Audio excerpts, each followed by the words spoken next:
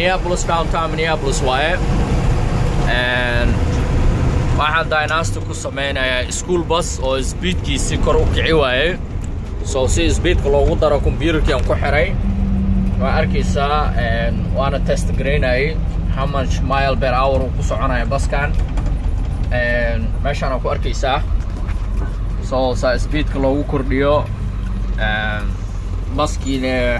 waa good to go maxaa lahaa waa almost speedkiisa waa meeshaas ku qoran yahay 80 mile per hour aan ka dhigay I don't know inaa arkaysin in kale waa kaas waa numberkaas 80 mile per hour aan ka dhigay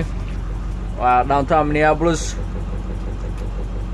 stadium hadda la dhisaya waa kaas oo basketball football lagu ciyaaro highway-yadan waa kaas billimankaas oo blue iyo yellow iyo light ka hadda aragtiin waa meesha Soomaalida degan Cedar Avenue allaha waa buildingka oo the largest Somali degan waa Minneapolis Cedar allaha buildingkaas arkaysiin oo meeshaas ku yaalo oo khayr aan rajayna